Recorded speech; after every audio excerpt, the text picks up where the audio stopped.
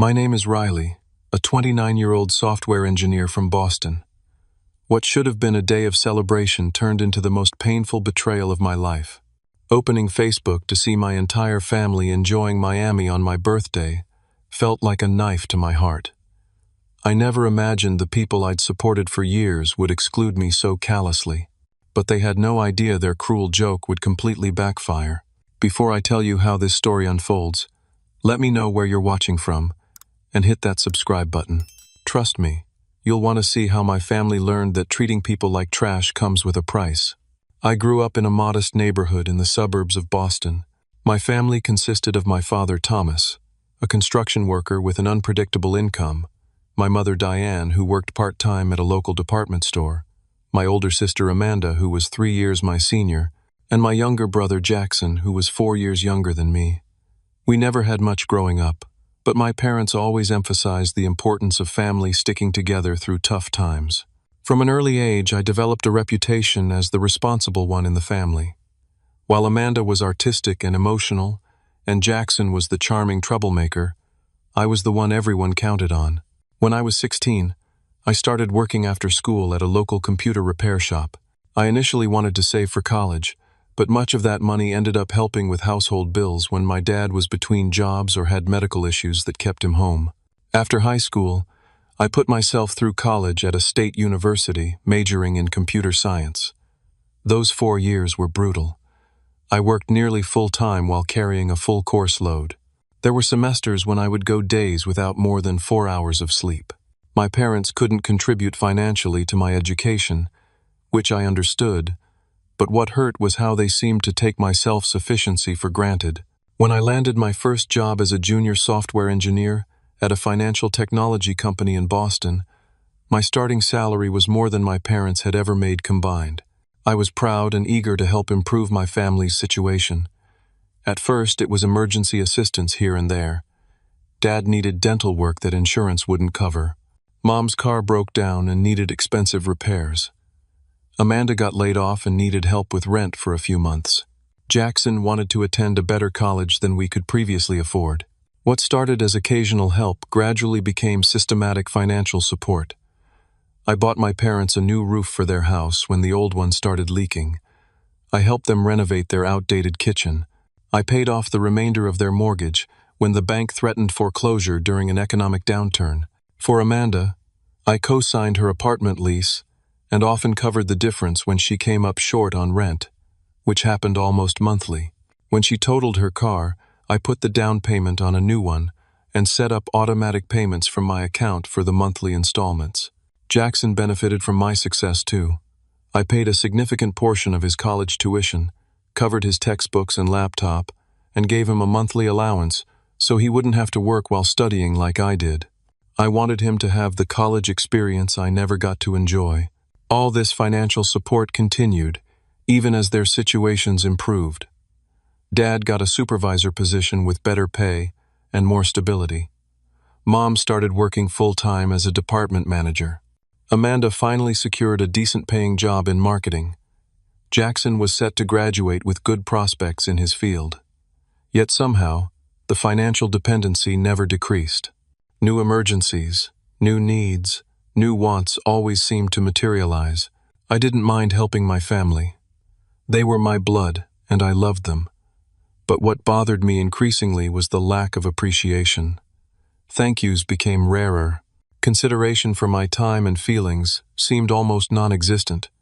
When I couldn't attend a family function because of work demands, I'd be guilted rather than understood. When I suggested they might start taking more financial responsibility as their situations improved, I was made to feel selfish and ungrateful for my own success. Birthdays had always been important in our family. Growing up with limited means, my parents made sure birthdays were special occasions.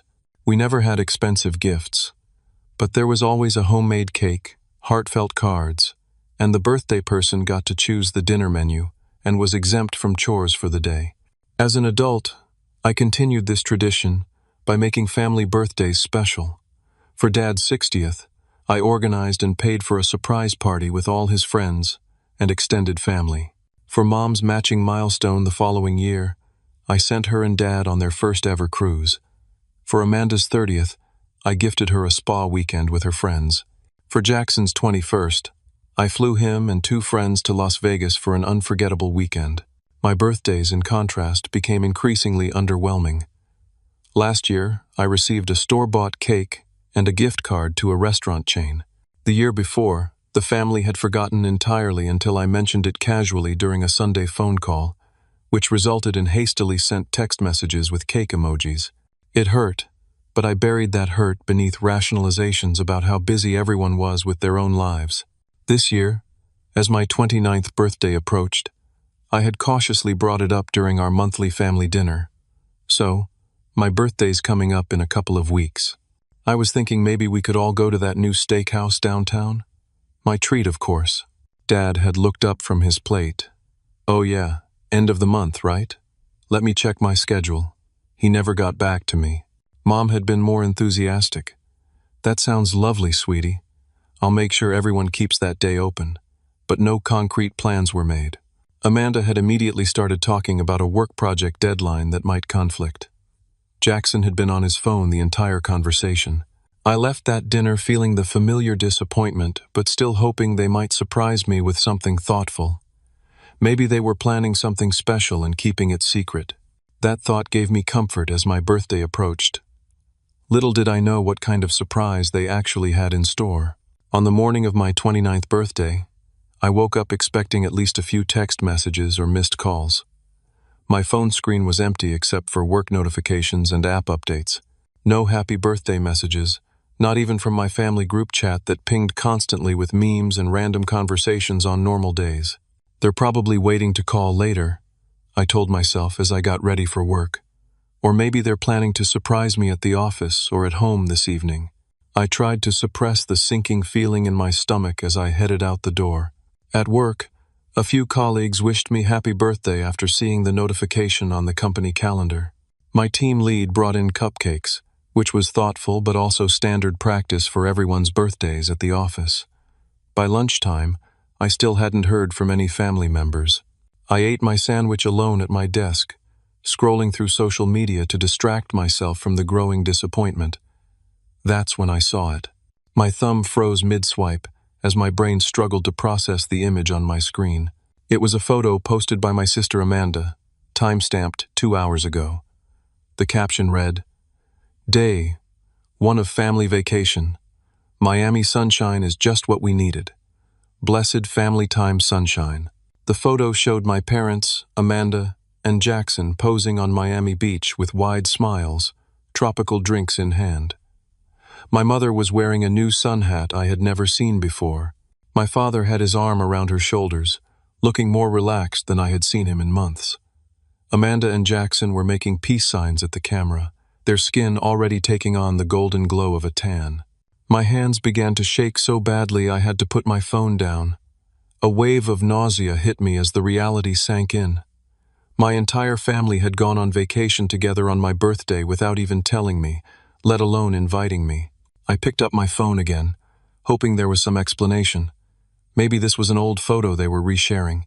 Maybe it was a quick weekend trip they had planned last minute and would be back for my birthday dinner. But as I scrolled through Amanda's profile, more photos appeared. Instagram stories showing them at the airport early yesterday morning. Check-in posts at a beachfront hotel I recognized as an expensive resort. A group selfie with the caption, "Finally taking that family getaway we've all been needing. 7 days of pure relaxation ahead." 7 days.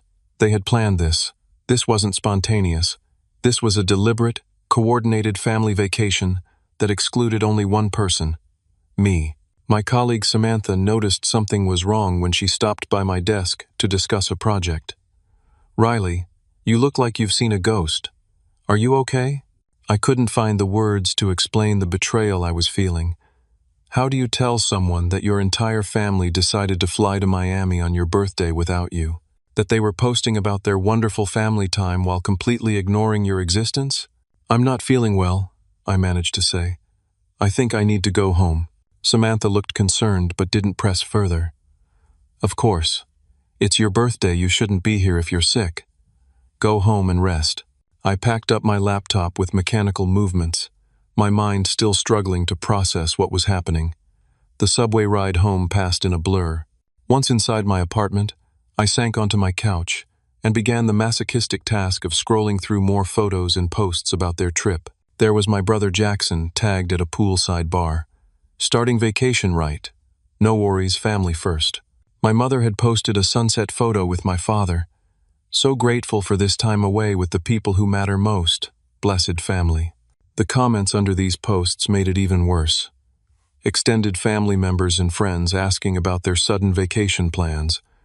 My Aunt Laura asking, "Looks amazing. Was this planned long? So jealous." My father had replied, "Been planning this for months. Needed a real family getaway." Months. They had been planning this for months. Every family dinner, every phone call, every text exchange, they had all known about this trip and deliberately kept it from me. Then came the comments that broke me completely. My cousin Drew had commented on one of the beach photos. "Whole family looks great. Where's Riley?" My mother had responded, "Just us four on this trip. Sometimes you need a break from routine." I was the routine they needed a break from. I, who had given them everything I could, who had supported them financially and emotionally for years, who had never asked for anything in return except basic appreciation and inclusion. I was the one they needed a break from. The physical pain of this realization was overwhelming. My chest felt tight, my breathing shallow. Tears burned in my eyes but wouldn't fall, as if even my body was too shocked to react normally. I sat there, scrolling through more evidence of their betrayal, watching as they enjoyed the sun and sea on my dime, because I knew with absolute certainty that this trip had been funded at least partially by my financial support. As the afternoon wore on, more photos appeared. A fancy dinner at an upscale restaurant, shopping bags from designer stores, jet ski rentals and parasailing adventures. All expensive activities that I suspected were possible because of the money I regularly provided to each of them. Not once in any photo, caption, or comment was there any mention of my birthday or my absence. It was as if I didn't exist in their world at all, except as the invisible bank account that made their luxuries possible. As evening fell, I sat in my darkened apartment, still scrolling through their vacation updates. My phone remained silent. No birthday calls, no texts, not even the cursory social media greeting that distant acquaintances might offer. The complete absence of acknowledgement felt deliberate, a calculated erasure of my existence on the one day that should have been about celebrating it. I debated what to do. Call them? They might not even pick up, busy with their beachside cocktails and sunset views. Send a private message? Too easy to ignore or dismiss. After hours of hurt building into something harder and sharper, I decided on the most public approach possible, the same platform they had used to flaunt their betrayal. Under Amanda's most recent beach photo, I wrote a single-word comment. Why? Simple. Direct. Impossible to misinterpret. I put my phone down and tried to distract myself with television, but found myself checking for responses every few minutes. An hour passed. Nothing. 2 hours. Still nothing. I wondered if they were deliberately ignoring me, or if they were too busy enjoying themselves to notice my comment. Just as I was about to give up and try to sleep, my phone notification sounded. A reply to my comment. It was from my father. "We didn't want to waste our time on a clown." The words hit me like a physical blow. My own father had just publicly called me a clown. In seconds, notification sounds followed, as reactions to his comment poured in. My mother had added a laughing emoji. Amanda had commented, "Dad, brutal but true," with a crying, laughing face. Jackson had responded with a clown emoji and a thumbs down. My hands trembled as I typed my response. "Then this clown doesn't want to spend money on you." I hit send before I could reconsider, my heart pounding in my chest. Their response was immediate but dismissive. Amanda sent a message. "Lol, someone's jealous. Don't worry, bro. We'll bring you a souvenir," Jackson added. "Can't take a joke?" Typical Riley drama. My phone started ringing. It was my mother. I answered, my voice tight with emotion. "Riley, honey," she began, her tone casual and slightly slurred from what I assumed were vacation cocktails. "You know your father was just joking. Don't be so sensitive." "Joking?"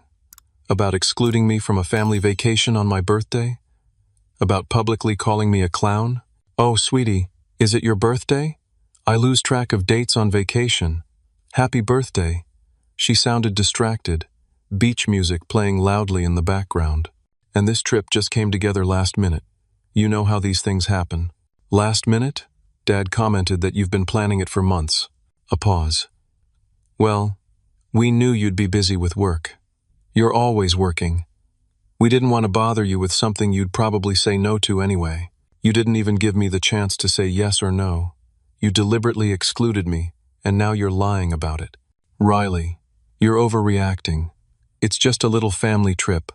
We'll celebrate your birthday when we get back, promise. Like you celebrated last year? With a grocery store cake and a $25 gift card? Now you're just being ungrateful. We do the best we can. You know not everyone has your fancy job and disposable income. Disposable income that pays for Amanda's car, Jackson's tuition, and half your monthly expenses. The line went quiet for a moment. I have to go. Your father wants to go to dinner. Stop being dramatic and we'll talk when we get back. She hung up before I could respond. Almost immediately, my phone buzzed with a text from Amanda. Mom says you're being a baby about the trip. Seriously, bro, get over yourself. Not everything is about you. We needed this family time. Family time. Without the full family. I didn't respond, but another text came through minutes later. Anyway, totally unrelated, but could you make this month's car payment a little early? The bank sent a reminder, and I'm worried about fees if it's late. Thanks. You're the best. Enjoy your birthday. The audacity was breathtaking. In the same message where she dismissed my feelings, she was asking for more money. I didn't reply to her either. Jackson was next, sending not a message but several memes about being left out, with captions like, "When you're not invited to the party," and "Forever alone." He followed these with a text saying, "Just jokes, big bro. Don't take life so seriously. By the way, can you send this month's allowance to my PayPal? Miami is expensive. Lol." Their collective response made one thing crystal clear. None of them were taking my hurt seriously. None of them recognized the cruelty of their actions. And all of them still expected my financial support to continue uninterrupted, as if my feelings and dignity were irrelevant as long as the money kept flowing. As I sat there looking at their messages, something hardened inside me. Years of taken-for-granted generosity crystallized into a resolve I had never felt before. They thought I was joking about the money. They were about to discover just how serious I was. The next morning, I called in sick to work. For the first time in my adult life, I needed to take a hard look at exactly how much money I had been giving my family. I always knew it was substantial, but I had avoided calculating the total, partly because I didn't want to seem transactional about helping the people I loved, and partly because I suspected the number would be shocking. I opened my laptop and began methodically going through my financial records. First, I created a spreadsheet for my parents. Over the past 5 years, I had paid for a new roof for their house, $15,000, kitchen renovation, $22,000, bathroom updates, $8,000, medical bills not covered by insurance, approximately $12,000, monthly loans that were never repaid, averaging $600 per month for 5 years, $36,000. The remainder of their mortgage to prevent foreclosure, $47,000. Various emergency expenses, car repairs, and appliance replacements, approximately $18,000. The total for just my parents came to $158,000, not including gifts for birthdays and holidays, dinners out that I always paid for, and countless smaller expenses I had covered without thinking. Next, I tallied Amanda's expenses. Down payment on her car, $6,000. Monthly car payments for 3 years, $16,000. Rent assistance, averaging $400 monthly for 5 years, $24,000. Emergency loans for everything from dental work to a professional wardrobe, approximately $15,000. Amanda's total, $61,000. Finally, Jackson, college tuition contribution for 4 years, $40,000. textbooks, and laptop. $6,000. Monthly allowance of $500 for 4 years. $24,000. Spring break trips and other college experiences. $8,000. Jackson's total. $78,000. I stared at the final number on my screen. $297,000. Nearly $300,000 over 5 years. Money that could have gone toward buying my own home instead of renting, investing for my future, or simply enjoying the fruits of my hard work. The revelation left me breathless. I had known it was a lot, but seeing the actual figure was staggering. What was even more staggering was realizing how little appreciation or respect I had received in return. My 29th birthday spent alone while they vacationed in Miami was the perfect symbol of our relationship dynamic. I took a deep breath and began making phone calls. First to my bank, where I canceled all automatic transfers to my family members' accounts. The customer service representative asked if there was a problem with the transfers. "No problem," I replied, my voice steadier than I expected. "I'm just ending these payments permanently." Next, I called the financing company for Amanda's car. I explained that I would no longer be making payments on the vehicle. The representative warned me that as co-signer, my credit could be affected if payments weren't made. "I understand," I said. "Please note in your system that I've given notice and will not be responsible for further payments." For Jackson's tuition assistance, I logged into the university payment portal and removed my credit card information. For the monthly allowance I sent him, I canceled the recurring PayPal transfer. Each action felt simultaneously painful and liberating. These were people I loved, people I had wanted to support and see thrive, but they had shown me clearly that they didn't value me as a family member, only as a financial resource. As I made these changes, text notifications began appearing on my phone. Automated messages from banks about canceled transfers, payment reminders for accounts I had just removed myself from. I muted them all. Let the consequences unfold without my immediate attention. That evening, I drafted an email to my supervisor, explaining that I needed to take a few personal days. I had accumulated weeks of unused vacation time over the years, always too dedicated to my work to take more than the occasional long weekend. Now I would use some of that time to process this fundamental shift in my life and prepare for the inevitable confrontation with my family. The next few days passed in a strange, quiet limbo. My family was still in Miami, apparently unaware of the financial changes I had implemented. I used the time to consult with a financial advisor about better managing my money going forward and spoke with a therapist who specialized in family dynamics to help process my feelings of betrayal and establish healthier boundaries. From an early age, I developed a reputation as the responsible one in the family. While Amanda was artistic and emotional, and Jackson was the charming troublemaker, I was the one everyone counted on. When I was 16, I started working after school at a local computer repair shop.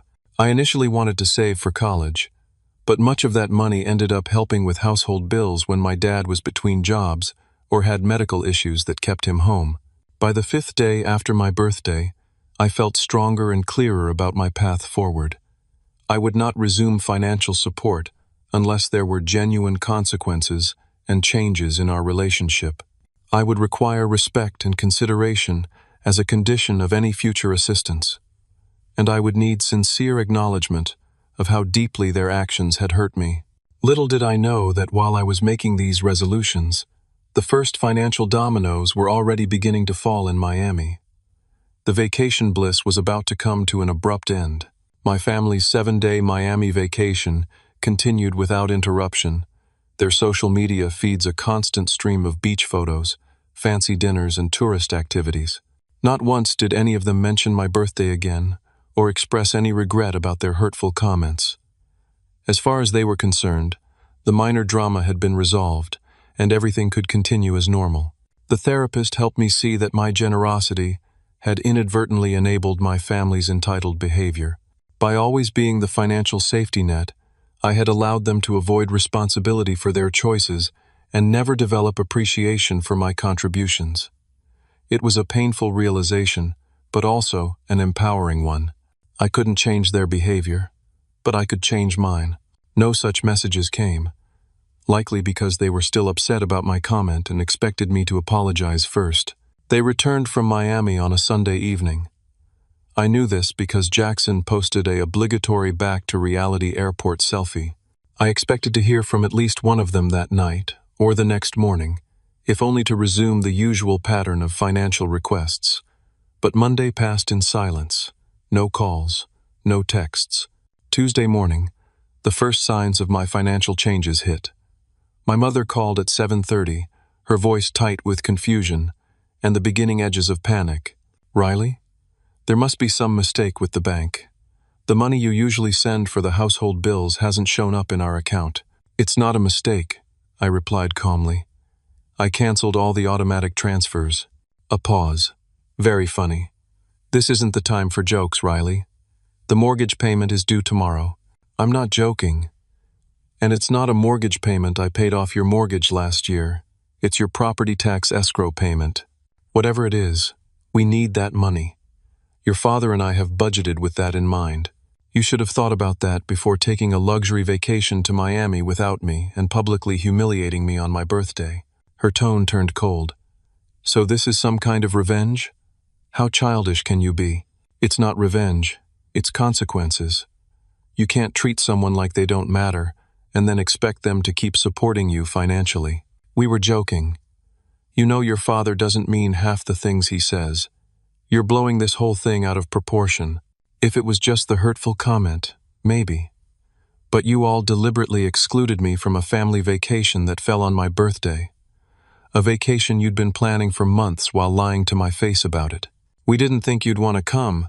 You're always so busy with work. You never asked me. You never gave me the choice.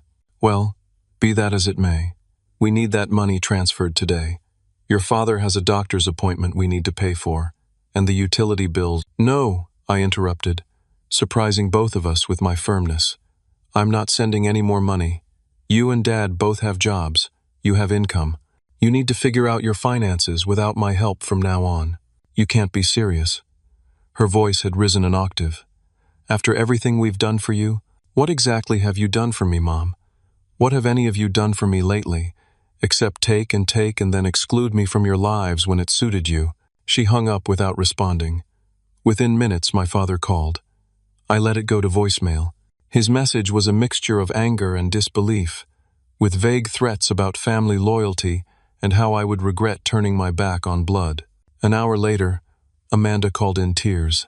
The bank had notified her that her car payment had bounced, resulting in a late fee and a warning about possible repossession if the account wasn't brought current immediately.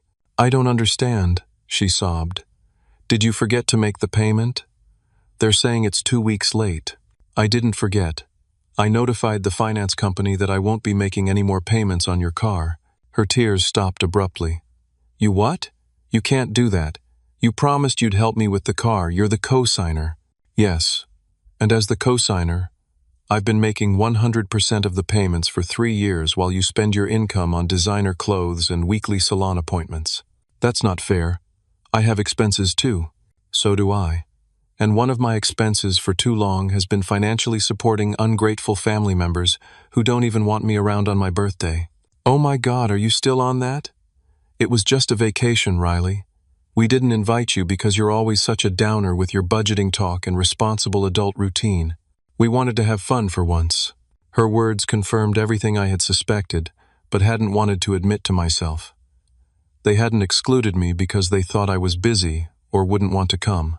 They had excluded me because they didn't enjoy my company. They didn't want the responsible one around to potentially question their extravagant spending or reckless choices.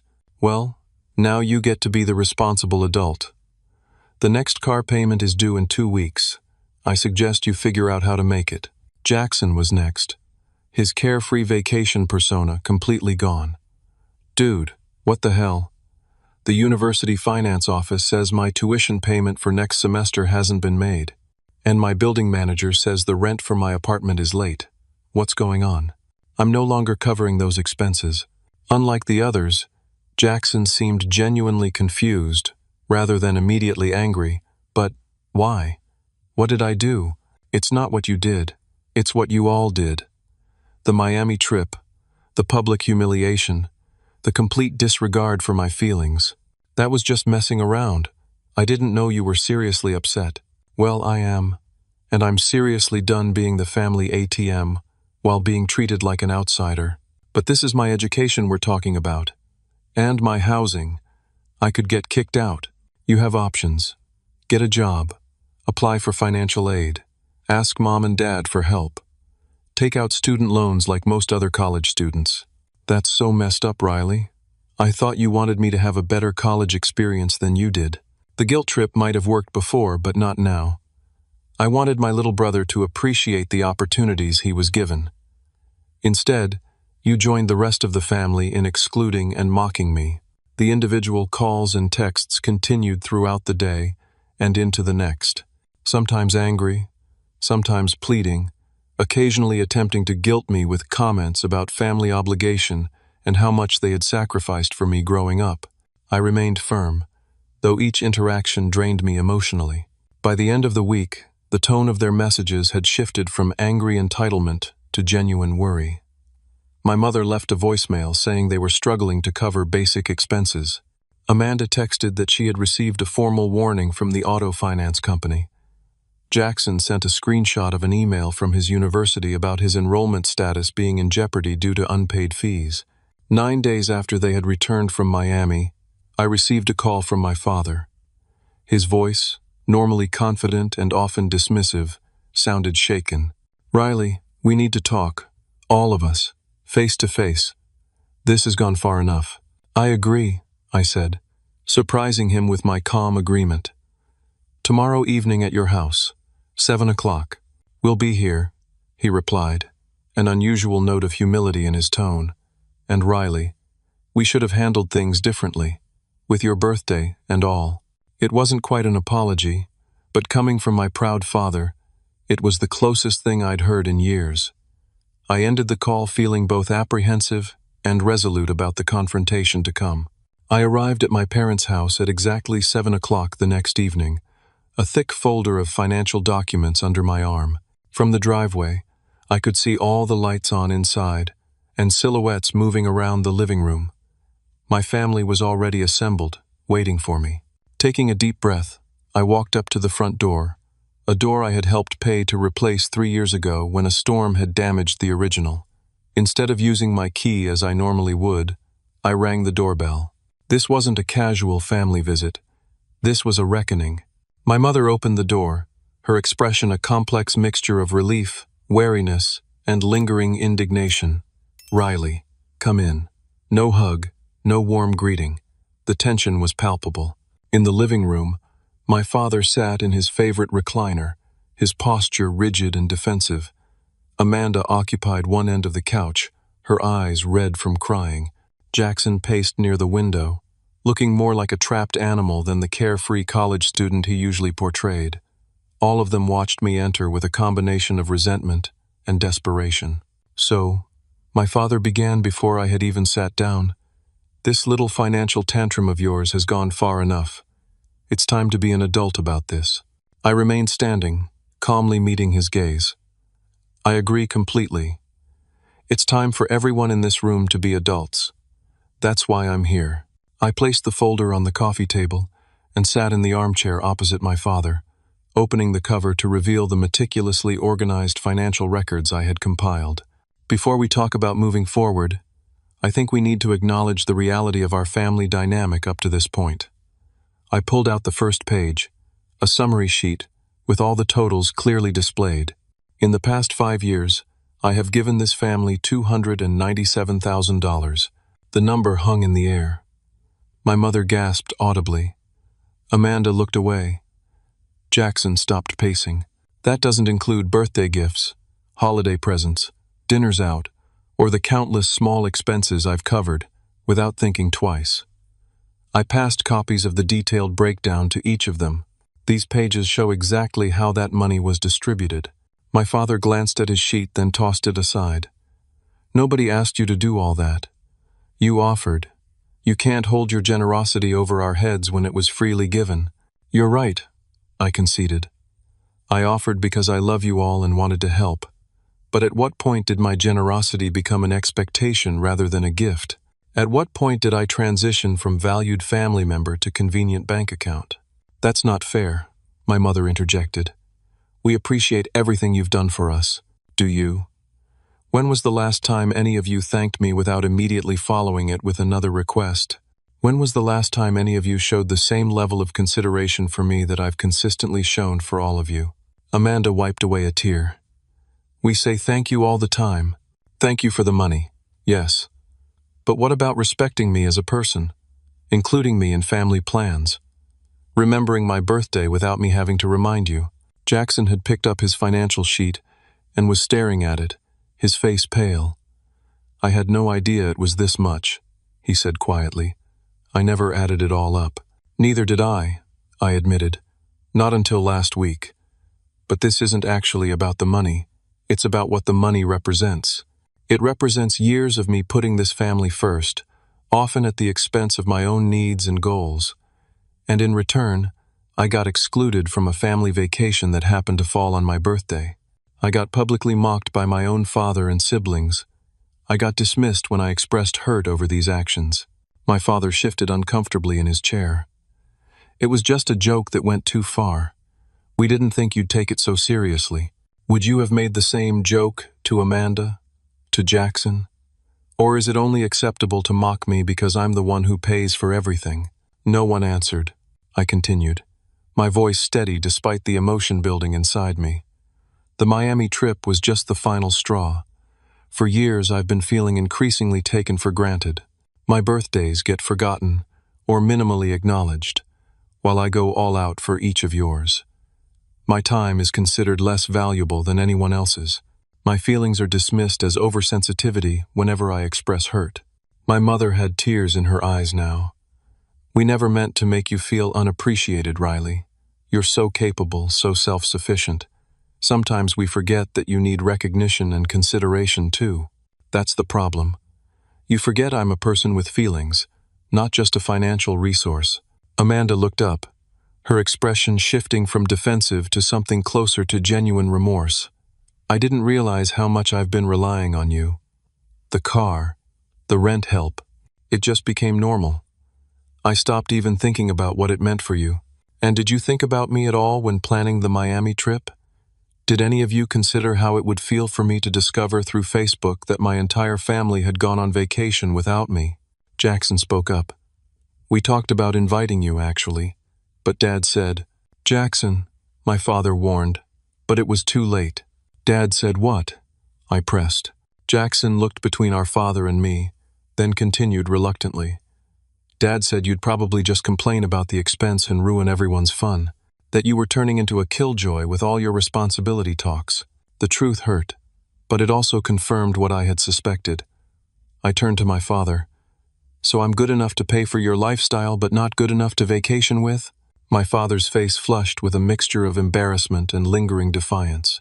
You've changed, Riley. Ever since you got your fancy job and started making good money, you've had this superiority complex. Always talking about investments and savings and responsible choices, making the rest of us feel like irresponsible children. I talk about those things because I care about this family's future. Because I've been carrying the financial burden for all of you, and hoped that eventually you'd become more independent. We never asked you to carry anything, he shot back. Really? I pulled out more documents. Here's a text from you last year asking for $8,000 for a new HVAC system. Here's one from Mom about covering property taxes when you came up short. Here's Amanda asking me to pay for car repairs on top of the regular payments I was already making. Here's Jackson requesting extra money for spring break beyond his monthly allowance. I laid each piece of evidence on the table. You may not have explicitly asked me to carry everything, but you created a dynamic where I felt responsible for everyone's financial well-being. And in return, I got exclusion and mockery. The room fell silent. The evidence was too overwhelming to deny. Finally, my mother spoke, her voice thick with emotion. We've been terrible to you, haven't we? Taking and taking without giving back the one thing that would have cost us nothing: respect. Her honest admission broke something in the room's atmosphere. Amanda began crying openly. I'm so sorry, Riley. I didn't see it. I didn't want to see it. It was easier to keep taking your help than to face how selfish I was being. Jackson moved to sit on the couch, his face troubled. I thought it was normal. Like, that's what big brothers do, they help out. I never thought about the total, or what you were giving up to help me. Only my father remained outwardly unmoved, though I could see conflict in his eyes. His pride was battling with the undeniable reality of the situation. So what now? He finally asked. You've made your point. You've cut us all off financially, and watched us scramble for over a week. Are you satisfied? Is your revenge complete? This isn't about revenge, I said firmly. It's about establishing healthy boundaries and a family dynamic based on mutual respect rather than financial dependency. And what does that look like in practical terms? My mother asked. It means I'm willing to help in true emergencies, but daily expenses, bills, tuition, car payments, those are your individual responsibilities now. It means including me in family events and respecting my feelings. It means acknowledging my birthday with the same consideration I've shown for yours. Amanda nodded slowly. That's more than fair. I should have been handling my own car payments long ago. Jackson looked troubled. I don't know how I'll pay for school without your help, but I guess I could get a part-time job, maybe apply for scholarships. I'm not saying I'll never help with education, I clarified, but it would be as a gift freely given, not an expectation or obligation, and it would come with the understanding that my generosity deserves basic respect and appreciation in return. My father finally spoke, his voice quieter than before. You're right. We've been taking advantage, and it took this extreme measure to make us see it. Coming from him, this partial admission was significant. I shouldn't have said what I did on Facebook, and we shouldn't have planned that trip without you, especially not on your birthday. It wasn't a full apology, but from my proud father, it was a meaningful concession. The ice that had formed around my heart began to crack slightly. I'll need to see real changes before financial support resumes, I said. Actions, not just words. They all nodded, the reality of their situation sinking in. This wasn't a temporary punishment they could wait out. This was a fundamental shift in our family dynamic that required genuine change on their part. As I prepared to leave, my mother approached me hesitantly. Your birthday. We missed it completely. Would you let us make it up to you? A simple dinner, nothing fancy. Just family time where we can start rebuilding. I considered her offer. Maybe. Let me think about it. I wasn't ready to jump back into normalcy, but I was willing to leave the door open for healing. I walked out of their house that evening, feeling emotionally drained but also lighter, as if I had put down a burden I'd been carrying for years. The road ahead would be complicated and probably painful at times, but for the first time, I felt like my family might be seeing me, really seeing me as a person worthy of respect, rather than just a convenient financial resource. The weeks following our confrontation were difficult for everyone involved. My family had to quickly adjust to financial reality without my support, and I had to process years of built-up resentment and hurt while resisting the urge to swoop in and rescue them when they struggled. It would have been easier in the short term to fall back into old patterns, but I knew that would only perpetuate the unhealthy dynamic we'd established. For the first time in my adult life, I focused entirely on myself. I consulted a therapist who specialized in family dynamics, who helped me understand that my enabling behavior had contributed to the problem. By always being the financial safety net, I had inadvertently encouraged dependency and entitlement. Breaking that cycle was painful but necessary for everyone's growth. My father was initially the most resistant to our new reality. His pride made it difficult for him to admit his role in the breakdown of our relationship. 2 weeks after our confrontation, he called me with news that their water heater had broken. It's going to cost $2,000 to replace, he said, the request implicit in his tone. That's unfortunate, I replied. Have you checked if your home warranty covers it? A pause. You know we don't have one of those. You might want to look into getting one. They're helpful for these kinds of emergencies. In the meantime, most plumbing companies offer financing options. The conversation was awkward, but it was a necessary boundary. Later that week, my mother told me they had found a reasonably priced plumber who allowed them to pay in installments. My father had picked up weekend work to cover the extra expense. It wasn't easy for them, but they were adapting. Amanda surprised me the most with her response to the new boundaries. After the initial shock and resentment wore off, she approached her situation with unexpected maturity. She called me 3 weeks after our confrontation. "I got a second job," she said without preamble. "Evenings and weekends at a retail store. It's not glamorous, but between that and cutting back on some expenses, I can make my car payment. I've also downsized my apartment to something more affordable." "That's great, Amanda. I'm proud of you for taking responsibility." "I should have done it years ago," she admitted. "It was just so easy to let you handle everything. But it feels good, you know? Paying my own way. I never thought I'd say that, but it does." Her words warmed something inside me. Perhaps this difficult lesson was exactly what she had needed.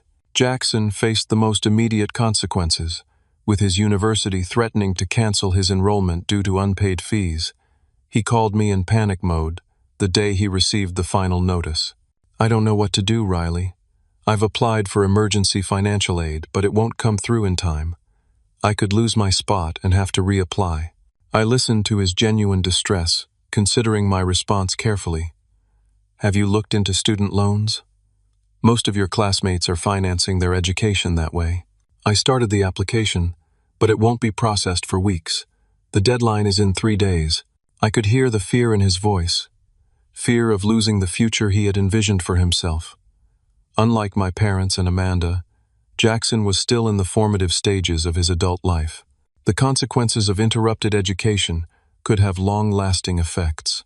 After careful thought, I made a decision that balanced my new boundaries with compassion. "I'll pay this semester's tuition as a one-time bridge while you get your financial aid and loans in order. But going forward, you need a sustainable plan that doesn't rely on me." His relief was palpable. "Thank you. Seriously, Riley, I won't take it for granted. I've already lined up a campus job for 20 hours a week, and I'm looking at scholarship options for next semester." "That's good to hear. And Jackson? I'm doing this because I believe in your potential, and your education is important. Not because I'm obligated to, or because you're entitled to it." "I understand," he said, and for the first time I believed he truly did. My mother reached out regularly, making awkward but genuine attempts to repair our relationship. She asked about my work, my friends, my interests, topics that had rarely been the focus of our conversations before. Sometimes she would call just to share a memory from my childhood or tell me she was thinking of me. Small gestures, but meaningful ones that required no financial component. A month after the confrontation, she invited me to Sunday dinner again. "Nothing fancy," she assured me. "Just family time. No agenda, no requests. We just miss you." I accepted with cautious optimism. The dinner was indeed simple, a homemade meal rather than the expensive takeout they used to order on my dime. The conversation was sometimes strained, old patterns trying to reassert themselves, but there was also a new awareness. When my father started complaining about a costly car repair, he caught himself and changed the subject. When Amanda mentioned a concert she wanted to attend, she quickly added that she was saving up for the tickets herself. These small changes indicated that they were trying, really trying, to see me as more than a financial resource. It wasn't perfect, and there were backslides and difficult moments, but it was progress. 2 months after the Miami incident, my family surprised me with a belated birthday celebration. They picked a restaurant within their budget, not the expensive venues I usually funded. My father had made a handmade card, something I hadn't received from him since childhood. Amanda had framed a photo of us from years ago, before money had complicated our relationship. Jackson had written me a heartfelt letter about how my support had changed his life, and how he was working to become more self-reliant. As we sat there sharing a meal and genuine conversation, I felt something healing inside me. The hurt wasn't completely gone, but it was being gradually replaced by cautious hope. My family was learning to value me for who I was, not what I could provide financially. And I was learning that sometimes the most caring thing you can do for someone is to let them face the consequences of their actions and grow from the experience. In the months that followed, our family dynamic continued to evolve. There were difficult conversations, occasional resentments, and financial struggles as they adjusted to their new reality. But there were also moments of genuine connection and respect that had been missing for years. I maintained my boundaries firmly but compassionately. When true emergencies arose, I sometimes chose to help, but always as a conscious choice rather than an obligation or expectation. The difference was subtle but profound both for me and for them. My 30th birthday approached with a mixture of anticipation and apprehension. Would they remember without prompting? Would we fall back into old patterns? To my surprise and joy, they planned a thoughtful celebration that reflected our new relationship. It wasn't lavish or expensive, but it was sincere and focused on connection rather than material aspects. As I blew out the candles on a homemade cake, my favorite flavor, which they had actually remembered, I realized that the painful lesson of my 29th birthday had ultimately given me the greatest gift possible, a family that valued me for myself, not my wallet. The journey hadn't been easy, and we still had work to do, but we were building something healthier and more authentic than what we had before. I had learned that true family values respect and appreciation, not financial support. Setting boundaries, though initially painful, ultimately creates healthier relationships for everyone involved. Sometimes the most loving thing you can do is stand firm and require others to take responsibility for themselves. What began as a story of betrayal had transformed into one of growth and renewed connection. My family learned that treating people like commodities eventually backfires, and I learned that enabling harmful behavior isn't actually helping anyone. True love sometimes means having the courage to say no and demand the respect you deserve. Looking back now, I can almost be grateful for that Miami trip and Facebook revelation. Without that painful catalyst, we might have continued our unhealthy patterns indefinitely. Sometimes it takes hitting bottom to start building something better. Have you ever had to set difficult boundaries with people you love? How did you find the courage to stand firm when they pushed back? Let me know in the comments below. And if this story resonated with you, please hit that like button and subscribe to hear more stories about navigating complex family dynamics and finding your worth. Remember, sometimes the most powerful word in the English language is simply no. Thank you for listening, and may you find the strength to establish the boundaries you deserve in your own relationships.